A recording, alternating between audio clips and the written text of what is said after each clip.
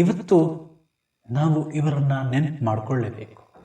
ಯಾಕಂದರೆ ನಾವು ಸಮಾಜದಲ್ಲಿ ಬದುಕ್ತಾ ಇದ್ದೀವಿ ಅಂದರೆ ಅದು ಇವರು ನೀಡಿದಂತಹ ಸಾಹಿತ್ಯದಿಂದ ಮೂಡಿದಂತಹ ಒಂದಿಷ್ಟು ನೆಮ್ಮದಿ ಅಂತಲೇ ಹೇಳ್ಬೋದು. ಯಾಕಂದರೆ ಅವರ ಸಾಹಿತ್ಯವನ್ನು ನೀವು ನೋಡ್ತಾ ಹೋದಂತೆ ನಿಮ್ಮೆಲ್ಲರಿಗೂ ಕೂಡ ಅಚ್ಚರಿಯಾಗುತ್ತೆ. ಅಷ್ಟೇ ಅಲ್ಲದೆ ಒಂದಿಷ್ಟು ಭರವಸೆ ಮೂಡುತ್ತೆ ಬದುಕಿನಲ್ಲಿ. ನೀವೀಗ ಕೇಳುತ್ತಿದ್ದೀರಾ ಮಾಹಿತಿ ಖಜಾನೆಯ ಕಾರ್ಯಕ್ರಮಗಳನ್ನು. ಸಾಹಿತ್ಯ ಲೋಕದ ಹಲವು ಕವಿಗಳು ಹಾಗೂ ವಚನಕಾರರನ್ನು ಪರಿಚಯಿಸುವ ಕಾರ್ಯಕ್ರಮ ಸಾಹಿತ್ಯ ಲೋಕದ ದಿಗ್ಗಜರು.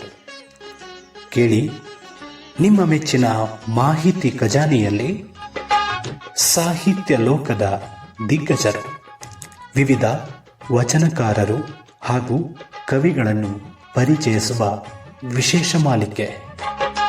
ನೀವು ಕೇಳಿ, ನಿಮ್ಮ ಸ್ನೇಹಿತರಿಗೂ ಕೇಳಿಸಿ ಹಾಗೂ ನಿಮ್ಮ ಅನಿಸಿಕೆ ಅಭಿಪ್ರಾಯಗಳನ್ನು ಕಮೆಂಟ್ ಮುಖಾಂತರ ತಿಳಿಸಬಹುದು. ಇನ್ನು ಯಾರು ಸಬ್ಸ್ಕ್ರೈಬ್ ಮಾಡದೆ ನೋಡ್ತಾ ಇದ್ದೀರಿ, ಈ ಕೂಡಲೇ ಸಬ್ಸ್ಕ್ರೈಬ್ ಮಾಡಿಕೊಳ್ಳಿ. ಬನ್ನಿ ಕೇಳೋಣ ಸಾಹಿತ್ಯ ಲೋಕದ ದಿಗ್ಗಜರು ದಿಗ್ಗಜರು ದಿಗ್ಗಜರು ದಿಗ್ಗಜರು ದಿಗ್ಗಜರು ದಿಗ್ಗಜರು. ಬೆಲ್ ಐಕಾನ್ ಅನ್ನು ಕ್ಲಿಕ್ ಮಾಡುವುದರ ಮೂಲಕ ಸಬ್ಸ್ಕ್ರೈಬ್ ಆಗಿ. ಪ್ರೀತಿಯ ಕೇಳುಗರೆ, ತಮ್ಮೆಲ್ಲರಿಗೂ ನಮಸ್ಕಾರ. ಸಾಹಿತ್ಯ ಲೋಕದ ದಿಗ್ಗಜರು ಕಾರ್ಯಕ್ರಮಕ್ಕೆ ಪ್ರೀತಿಯ ಸ್ವಾಗತ. ನಿಮ್ಮ ಜೊತೆಯಾಗಿರೋದು ನಿಮ್ಮ ಶರತ್. ಪ್ರಿಯ ಕೇಳುಗರೆ, ಇವತ್ತು ನಾವೆಲ್ಲರೂ ಕೂಡ ಮತ್ತೊಬ್ಬ ಕವಿಯ ಪರಿಚಯ ಮಾಡಿಕೊಳ್ತಾ ಇದ್ದೀವಿ. ಅದು ಸಿದ್ದಯ್ಯ ಪುರಾಣಿಕ್. ಈ ಹೆಸರು ಕೇಳಿದಾಕ್ಷಣ ಸಾಹಿತ್ಯ ಲೋಕದಲ್ಲಿ ತಲ್ಲಣವನ್ನು ಎಬ್ಬಿಸಿದಂತಹ ಕವಿ. ಕವಿಗಳಷ್ಟೇ ಅಲ್ಲದೆ ಮತ್ತಷ್ಟು ವಿಶೇಷತೆ ಇದೆ ಅವ್ರದ್ದು. ಅದೆಲ್ಲ ನಿಮಗೆ ಅರ್ಥ ಆಗಬೇಕು ಅಂದರೆ ಈ ಕಾರ್ಯಕ್ರಮವನ್ನು, ಈ ಸಂಚಿಕೆಯನ್ನು ಪೂರ್ತಿಯಾಗಿ ನೀವು ಕೇಳಬೇಕಾಗತ್ತೆ. ಯಾಕಂದರೆ ಪೂರ್ತಿಯಾಗಿ ಕೇಳಲಿಲ್ಲ ಅಂದರೆ ನಿಮಗೆ ಅವರ ವಿಶೇಷತೆ ಏನು ಅಂತ ಗೊತ್ತಾಗೋದಿಲ್ಲ. ಬನ್ನಿ, ಹೆಚ್ಚು ತಡ ಮಾಡದೆ ಇವತ್ತಿನ ಸಂಚಿಕೆಯನ್ನು ಪ್ರಾರಂಭ ಮಾಡೋಣ. ಎಷ್ಟೋ ಕವಿಗಳು ಉನ್ನತ ಸ್ಥಾನದಲ್ಲಿದ್ದರೂ ಕೂಡ ಅವರು ತಮ್ಮನ್ನು ತಾವು ಗುರುತಿಸ್ಕೊಳ್ಳೋದಿಲ್ಲ. ಅಂತಹ ಮಹನೀಯರಲ್ಲಿ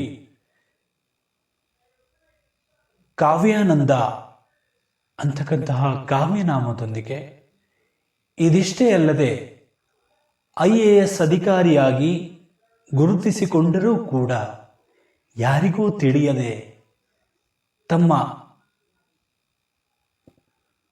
ಸಾಹಿತ್ಯ ಕೃಷಿಯ ಮೂಲಕ ಗುರುತಿಸಿಕೊಂಡಂತಹ ಕವಿ ನಮ್ಮ ಸಿದ್ದಯ್ಯ ಪುರಾಣಿಕ್. ಇವರು IAS ಅಧಿಕಾರಿಯಾಗಿದ್ದು ಅಷ್ಟೇ ಅಲ್ಲದೆ ಯಂತ್ರಜ್ಞಾನದ ಬಗ್ಗೆ ಮಾತ್ರ ಇವರು ಮಾಹಿತಿಯನ್ನು ತಿಳ್ಕೊಂಡಿದ್ದರು. ಆನಂತರದಲ್ಲಿ ಕನ್ನಡ ಸಾಹಿತ್ಯ ಲೋಕಕ್ಕೆ ತಮ್ಮನ್ನು ತಾವು ತೊಡಗಿಸ್ಕೊಂಡ್ರು. ನಿಮಗೆ ಗೊತ್ತಿದೆ, IAS ಅಧಿಕಾರಿ ಆದರೆ ಎಷ್ಟು ಕಷ್ಟ ಇದೆ, ಎಷ್ಟು ಶ್ರಮ ಇದೆ ಅಂತ. ಆ ಶ್ರಮದ ಮಧ್ಯೆಯೂ ಕೂಡ ಕನ್ನಡ ಸಾಹಿತ್ಯಕ್ಕೆ ತಮ್ಮನ್ನು ತಾವು ತೊಡಗಿಸಿಕೊಂಡಂತಹ ಕವಿ ಸಿದ್ದಯ್ಯ ಪುರಾಣಿಕ್ ಅವರು.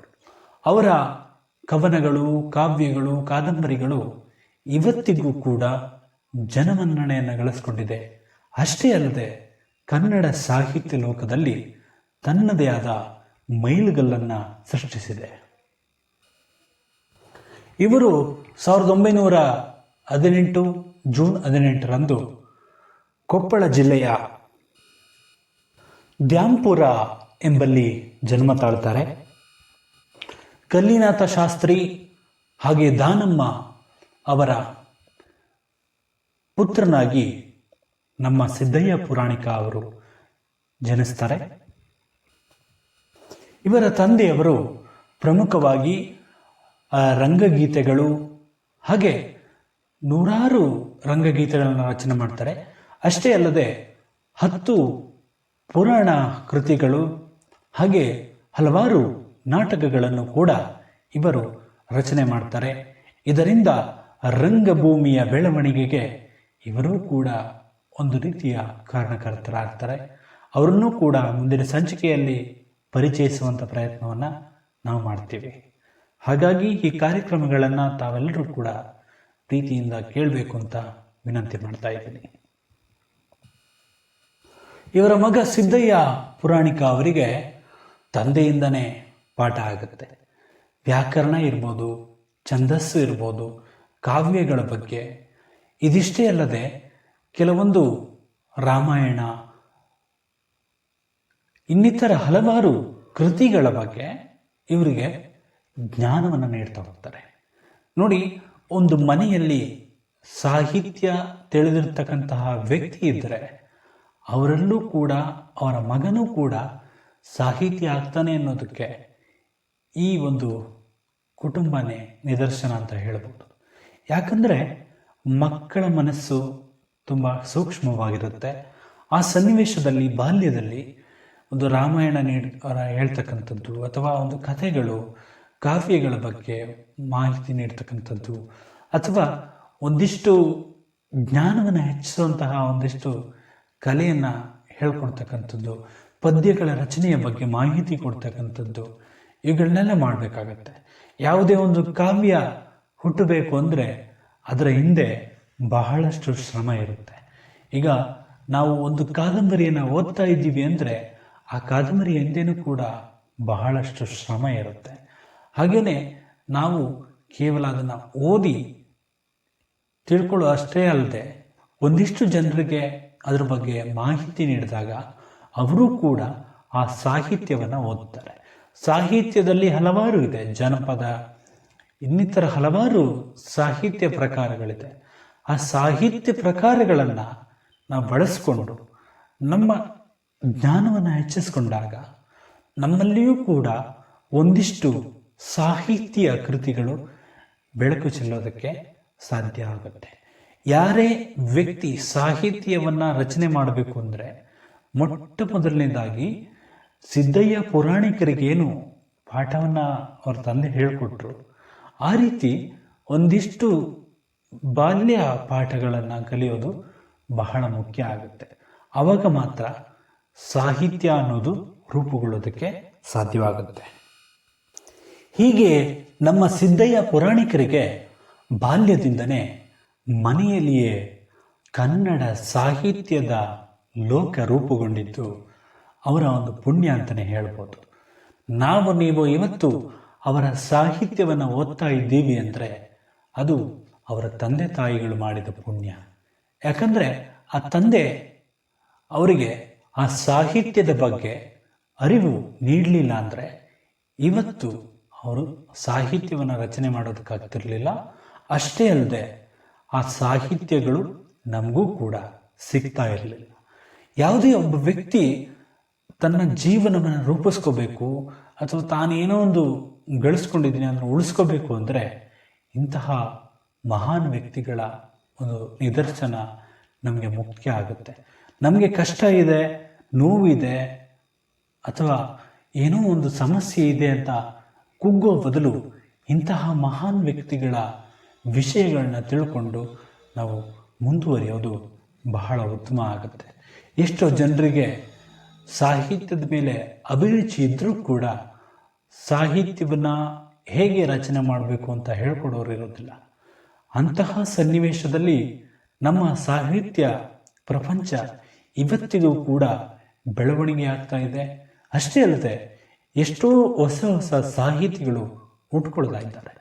ಅವರಲ್ಲಿ ಕೆಲವರನ್ನೂ ಆದರೂ ನಾವು ನೆನಪು ಮಾಡಿಕೊಳ್ಳೋದು ಬಹಳ ಮುಖ್ಯ ಅನ್ನುವಂತಹ ಉದ್ದೇಶದಿಂದ ನಿಮ್ಮ ಸಾಹಿತ್ಯ ಲೋಕದ ದಿಗ್ಗಜರು ಸೃಷ್ಟಿಗೊಂಡದ್ದು. ಯಾವುದೇ ಒಬ್ಬ ಮನುಷ್ಯ ಏಕಾಗ್ರತೆಯನ್ನು ಬೆಳೆಸ್ಕೋಬೇಕು ಅಥವಾ ಏನೋ ಒಂದು ಸಾಧನೆ ಮಾಡಬೇಕು ಅಂದರೆ ಇಂತಹ ನಿದರ್ಶನಗಳನ್ನು ನಾವು ಮರಿಬಾರದು. ಹೀಗೆ ನಮ್ಮ ಸಿದ್ದಯ್ಯ ಪುರಾಣಿಕರು BA ಪರೀಕ್ಷೆಯಲ್ಲಿಯೂ ಕೂಡ ಪ್ರಥಮ ಸ್ಥಾನದಲ್ಲಿ ತಮ್ಮನ್ನು ತಾವು ಗುರುತಿಸ್ಕೊಳ್ತಾರೆ. ಅಷ್ಟೇ ಅಲ್ಲದೆ ಏಕಾಗ್ರತೆ ಅನ್ನೋದು ಅವರಿಗೆ ಒಂದು ವರವಾಗಿತ್ತು. ಏಕಾಗ್ರತೆ ಇದ್ದರೆ ಮಾತ್ರ ಇಂತಹ ಸಾಹಿತ್ಯಗಳು ಸೃಷ್ಟಿಗೊಳ್ಳೋದಕ್ಕೆ ಸಾಧ್ಯ ಆಗುತ್ತೆ. ಹಾಗಾಗಿ ನಾವೆಲ್ಲರೂ ಕೂಡ ಏಕಾಗ್ರತೆ ಅನ್ನೋದನ್ನು ಬೆಳೆಸ್ಕೋಬೇಕು. ದೇಹದ ವ್ಯಾಯಾಮವನ್ನು ನಾವು ಹೇಗೆ ರೂಢಿಸ್ಕೊಳ್ತೀವೋ ಹಾಗೆ ಮನಸ್ಸು ಶಕ್ತವಾಗಬೇಕು, ಮನಸ್ಸು ಶಾಂತಿಯನ್ನು ಕಂಡುಕೋಬೇಕು ಅಂದರೆ ಇಂತಹ ಸಾಹಿತ್ಯವನ್ನು ಓದಿದಾಗ ಮಾತ್ರ ನೀವು ಒಳ್ಳೆಯ ವ್ಯಕ್ತಿಗಳಾಗಿ, ಇನ್ನೊಬ್ಬರಿಗೆ ಕೇಡನ್ನು ಬಯಸದೆ ಒಳ್ಳೆಯ ಸಂಸ್ಕೃತ ವ್ಯಕ್ತಿಗಳನ್ನಾಗಿ, ಅಂದರೆ ಸುಸಂಸ್ಕೃತ ವ್ಯಕ್ತಿಗಳನ್ನಾಗಿ. ಸಂಸ್ಕೃತ ವ್ಯಕ್ತಿಗಳು ಅಂದರೆ ಅದು ಭಾಷಾ ವ್ಯಕ್ತಿಗಳಾಗ್ಬಿಡ್ತಾರೆ. ಆದರೆ ಸುಸಂಸ್ಕೃತ ವ್ಯಕ್ತಿಗಳಾಗಬೇಕು ನಾವು. ಯಾವುದೇ ಭಾಷೆಯನ್ನಾಗಲಿ ಯಾವುದೇ ವ್ಯಕ್ತಿಯನ್ನಾಗಲಿ ಅಗೌರವಿಸ್ತಕ್ಕಂಥದ್ದು ಅಥವಾ ಕೀಳು ಭಾವನೆಯಿಂದ ಕಾಣ್ತಕ್ಕಂಥದ್ದು ಇವುಗಳನ್ನೆಲ್ಲ ಮಾಡದೆ ನಾವು ನಮ್ಮ ದಾರಿಯನ್ನು ಕಂಡುಕೊಂಡಾಗ ಮಾತ್ರ ಕನ್ನಡ ಸಾಹಿತ್ಯ ಅನ್ನೋದು ಬೆಳವಣಿಗೆ ಹೊಂದೋದಕ್ಕೆ ಸಾಧ್ಯವಾಗುತ್ತೆ. ಇವರ ಸಾಹಿತ್ಯ ಕೃಷಿಯನ್ನು ಈಗ ನೋಡ್ತಕ್ಕಂತಹ ಸಮಯ. ಇಷ್ಟೊತ್ತು ಅವರ ಒಂದು ಬಾಲ್ಯ ಜೀವನದ ಬಗ್ಗೆ ನಾವು ನೆನಪು ಮಾಡಿಕೊಂಡ್ವಿ. ಇವಾಗ ಸಾಹಿತ್ಯ ಕೃಷಿಯನ್ನು ನೋಡಿದಾಗ ಕವನ ಸಂಕಲನಗಳು, ಜಲಪಾತ, ಕರ್ಣಶ್ರವಣ, ಮಾನಸ ಸರೋವರ, ಕಲ್ಲೋಲ ಮಾಲೆ, ಮೊದಲು ಮಾನವನಾಗು, ಚರಗ, ಹಾಲ್ದೆನೆ, ಮರುಳಸಿದ್ದನ ಕಂತೆ, ವಚನರಾಮ, ಇವುಗಳನ್ನು ನಾವು ಕವನ ಸಂಕಲನವಾಗಿ ಗುರುತಿಸ್ಬೋದು.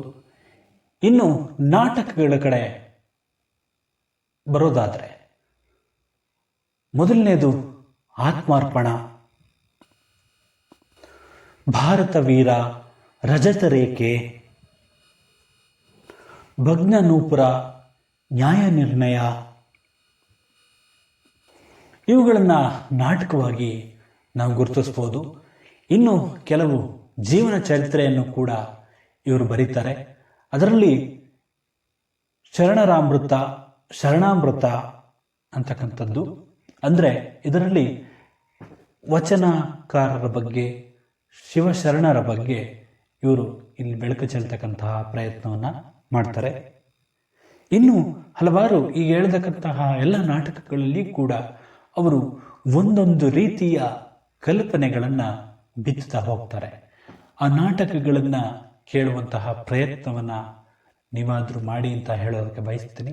ಯಾಕಂದರೆ ಒಂದೊಂದು ರೀತಿಯ ಅವಾಗಿನ ಕಾಲದ ಒಂದು ಚಿತ್ರಣವನ್ನು ನಾವು ತಿಳ್ಕೋಬೇಕು ಅಂದರೆ ಇವರ ಈ ಮೇಲೆ ಹೇಳಿದಂತಹ ನಾಟಕಗಳನ್ನು ನೀವು ಕೇಳಿದಾಗ ಇಂದಿನ ಕಾಲದಲ್ಲಿ ಇದ್ದಂತಹ, ಅಂದರೆ ಅವಾಗಿನ ಕಾಲದಲ್ಲಿ ಇದ್ದಂತಹ ಚಿತ್ರಣ ಏನು ಅಂತಕ್ಕಂಥದ್ದನ್ನು ನಾವು ತಿಳ್ಕೊಳ್ಳೋದಕ್ಕೆ ಸಾಧ್ಯವಾಗುತ್ತೆ.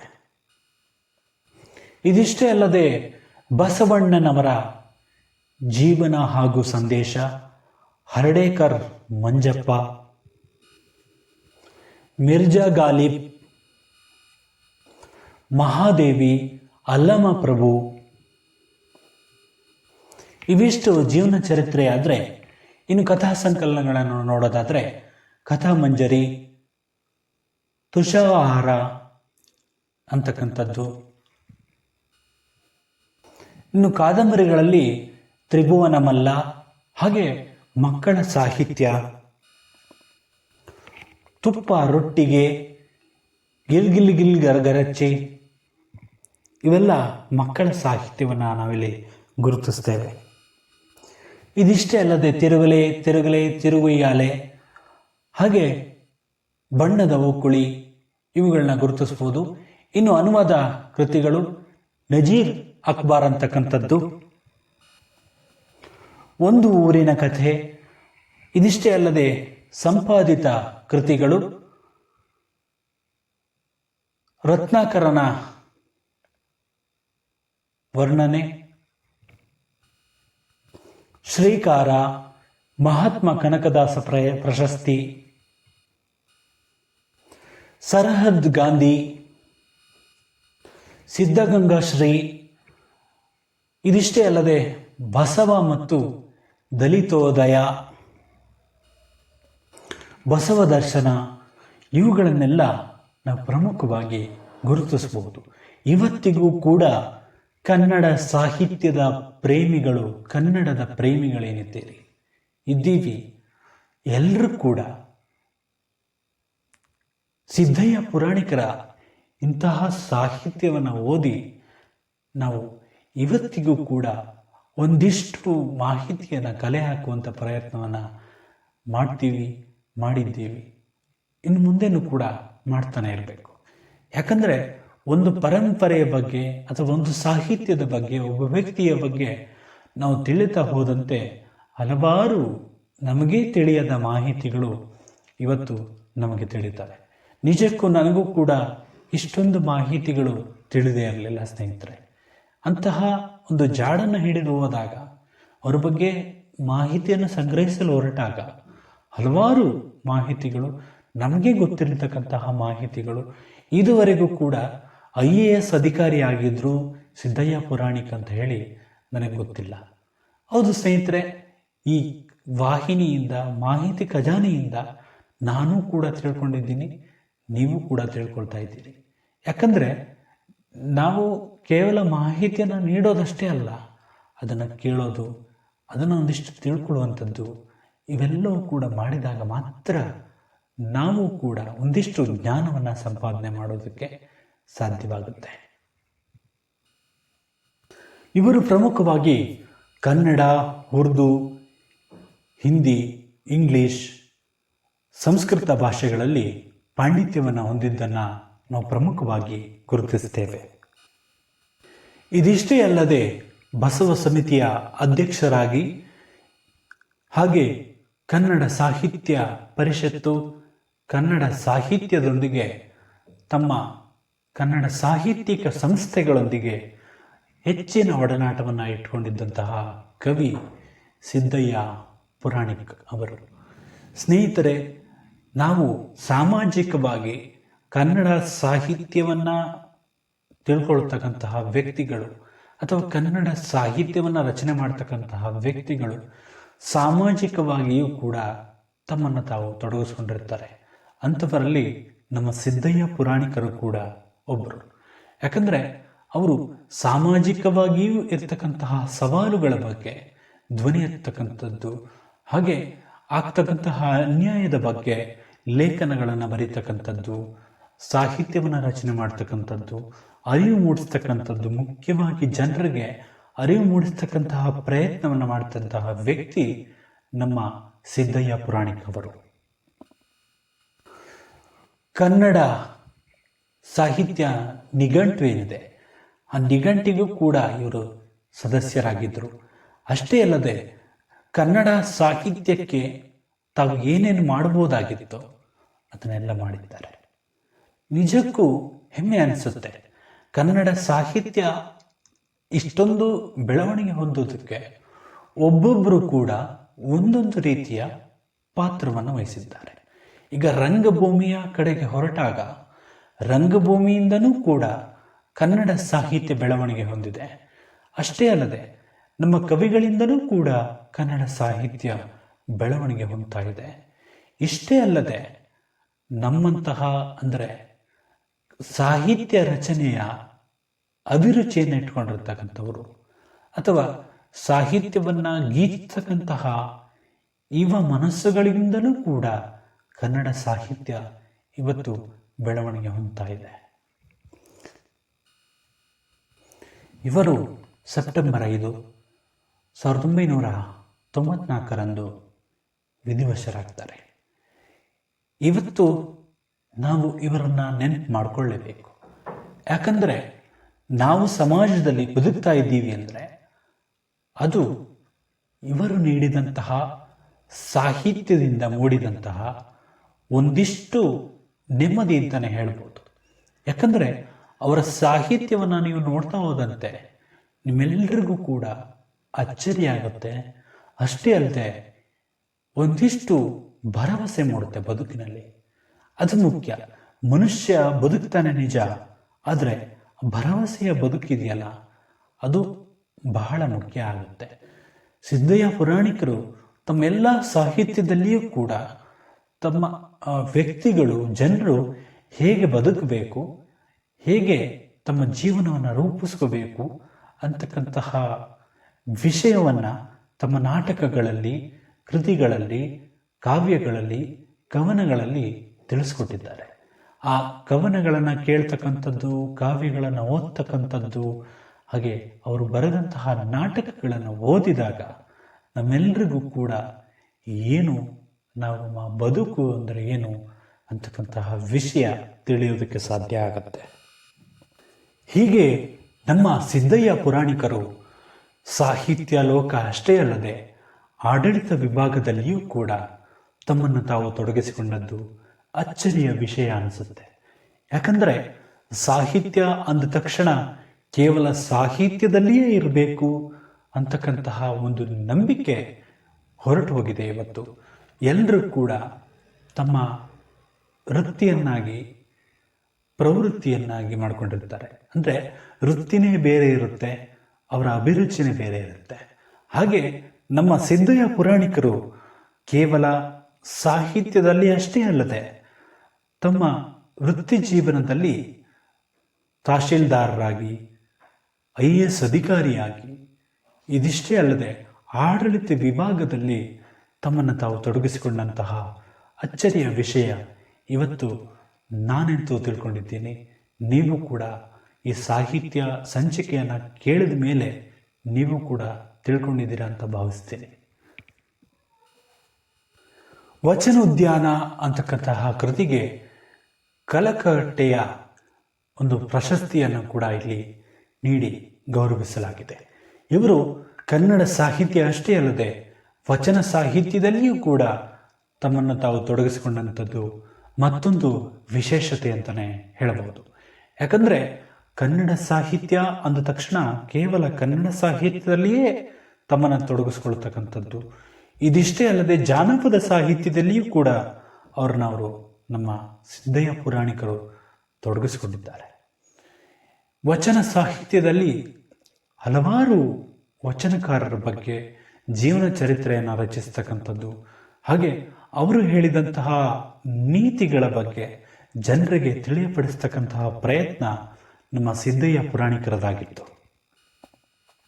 ಮುಖ್ಯವಾಗಿ ಅಧಿಕಾರಿಯಾಗಿದ್ದಾಗ ಕನ್ನಡ ಸಾಹಿತ್ಯವನ್ನು ಬೆಳವಣಿಗೆಗಾಗಿ ಇವರು ಪ್ರಮುಖವಾಗಿ ಹೈದರಾಬಾದ್ ಕರ್ನಾಟಕದಲ್ಲಿ ಕನ್ನಡದ ಕಹಳೆಯನ್ನು ಮೊಳಗಿಸಿ ಕನ್ನಡ ಸಾಹಿತ್ಯ ಪರಿಷತ್ತಿನ ಒಂದಿಷ್ಟು ಕಾರ್ಯಗಳು, ಹಾಗೆ ಕನ್ನಡ ಸಾಹಿತ್ಯ ನಿಘಂಟಿನ ಕಾರ್ಯಗಳು, ಕನ್ನಡ ಸಾಹಿತ್ಯ ವಿಶ್ವಕೋಶ ಅಥವಾ ಕನ್ನಡ ಸಾಹಿತ್ಯ ಕೋಶ ಅಂತಕ್ಕಂತಹ ಒಂದಿಷ್ಟು ಯೋಜನೆಗಳನ್ನು ಜಾರಿಗೆ ತರೋದ್ರ ಮೂಲಕ ಅವರು ತಮ್ಮ ಅಧಿಕಾರವನ್ನೂ ಕೂಡ ಕನ್ನಡ ಸಾಹಿತ್ಯಕ್ಕಾಗಿ ಮುಡಿಪಿಟ್ಟದ್ದು ಮತ್ತೊಂದು ವಿಶೇಷತೆ ಅಂತಲೇ ಹೇಳ್ಬೋದು. ಇದಿಷ್ಟೇ ಅಲ್ಲದೆ ಕರ್ನಾಟಕ ಡಾಕ್ಟರೇಟ್ ಪದವಿಗಳು ಕರ್ನಾಟಕ ವಿಶ್ವವಿದ್ಯಾನಿಲಯದಿಂದ, ಇದಿಷ್ಟೇ ಅಲ್ಲದೆ 54ನೇ ಅಖಿಲ ಭಾರತ ಕನ್ನಡ ಸಾಹಿತ್ಯ ಸಮ್ಮೇಳನದ ಸರ್ವಾಧ್ಯಕ್ಷರಾಗಿ ನಮ್ಮ ಸಿದ್ದಯ್ಯ ಪುರಾಣಿಕರು ಇದ್ದದ್ದು ನಮಗೆಲ್ಲ ಹೆಮ್ಮೆಯ ವಿಷಯ ಅಂತ ಹೇಳಿದ್ರು ತಪ್ಪಾಗಲಿಕ್ಕಿಲ್ಲ. ಇಂತಹ ಮಹಾನ್ ವ್ಯಕ್ತಿಯ ಸ್ಮರಣೆ ಸದಾ ಇರಲಿ. ಇದಿಷ್ಟೇ ಅಲ್ಲದೆ ಸ್ನೇಹಿತರೆ, ಕನ್ನಡ ಸಾಹಿತ್ಯ ಲೋಕದಲ್ಲಿ ಇವರು ರಚಿಸಿ ಬಿಟ್ಟು ಹೋಗಿರ್ತಕ್ಕಂತಹ ಆ ಕೃತಿಗಳು, ಆ ಕವನ ಸಂಕಲನಗಳು, ಕಾದಂಬರಿಗಳು, ಇವುಗಳನ್ನೆಲ್ಲ ಓದ್ತಾ ನಾವು ಕೂಡ ಇವರ ಬಗ್ಗೆ ಇನ್ನಷ್ಟು ಮಾಹಿತಿಗಳನ್ನು ತಿಳಿಯುವ ಪ್ರಯತ್ನವನ್ನು ಮಾಡಬಾರ್ದೇಕೆ ಅಂತಕ್ಕಂತಹ ಪ್ರಶ್ನೆ ನನ್ನಲ್ಲಿ, ನಿಮ್ಮಲ್ಲಿ ಸದಾ ಕಾಡ್ತಾ ಇರುತ್ತೆ. ಹಾಗಾಗಿ ಇನ್ನು ಮುಂದೆ ಆದರೂ ಇಂತಹ ಸಾಹಿತಿಗಳ ಬಗ್ಗೆ ಅಚ್ಚರಿಯ ಮಾಹಿತಿಗಳನ್ನು ತಿಳ್ಕೊಳ್ಳೋದಷ್ಟೇ ಅಲ್ಲದೆ ಇವರು ರಚಿಸಿ ಇರ್ತಕ್ಕಂತಹ ಕೃತಿಗಳನ್ನು ನಮ್ಮೊಂದಿಗೂ ಕೂಡ ಹಂಚಿಕೊಳ್ಳಿ.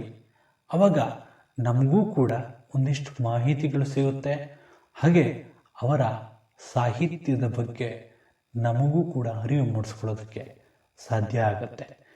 ಇದಿಷ್ಟು ಅವರ ಬಗ್ಗೆ ಒಂದಿಷ್ಟು ಮಾಹಿತಿಯಾಗಿತ್ತು ಸ್ನೇಹಿತರೆ. ಇದುವರೆಗೂ ಈ ಕಾರ್ಯಕ್ರಮವನ್ನು ಸಂಪೂರ್ಣವಾಗಿ ಆಲಿಸಿದ ನಮ್ಮೆಲ್ಲ ಕೇಳುಗ ಬಂಧುಗಳಿಗೆ ಧನ್ಯವಾದಗಳನ್ನು ತಿಳಿಸ್ತೀನಿ. ಅದಕ್ಕೂ ಮೊದಲು ಇನ್ನು ಯಾರು ಸಬ್ಸ್ಕ್ರೈಬ್ ಮಾಡಿಲ್ಲ, ಈ ಕೂಡಲೇ ಸಬ್ಸ್ಕ್ರೈಬ್ ಮಾಡ್ಕೊಳ್ಳಿ. ಕರೆಂಟ್ ಸೆಟ್ಟಿಂಗಲ್ಲಿ ಆಲ್ ಅಂತ ಸೆಲೆಕ್ಟ್ ಮಾಡ್ಕೊಳ್ಳಿ. ಆವಾಗ ಮಾತ್ರ ನಾವು ಅಪ್ಲೋಡ್ ಮಾಡುವ ಎಲ್ಲ ವಿಡಿಯೋ ನೋಟಿಫಿಕೇಶನ್ ನಿಮಗೆ ಮೊದಲು ಸಿಗುತ್ತೆ ಅಂತ ಹೇಳ್ತಾ, ಮತ್ತೆ ಮುಂದಿನ ಕಾರ್ಯಕ್ರಮದಲ್ಲಿ ಮತ್ತಷ್ಟು ವಿಶೇಷತೆಯೊಂದಿಗೆ ನಿಮ್ಮನ್ನು ಭೇಟಿಯಾಗ್ತೀನಿ. ಅಲ್ಲಿಯವರೆಗೂ ಮಾಹಿತಿ ಖಜಾನೆಯ ಎಲ್ಲ ಕಾರ್ಯಕ್ರಮಗಳನ್ನ ಕೇಳ್ತಾ ಇರಿ ಅಂತ ಹೇಳ್ತಾ ಮತ್ತೆ ಭೇಟಿಯಾಗೋಣ. ನಮಸ್ಕಾರ.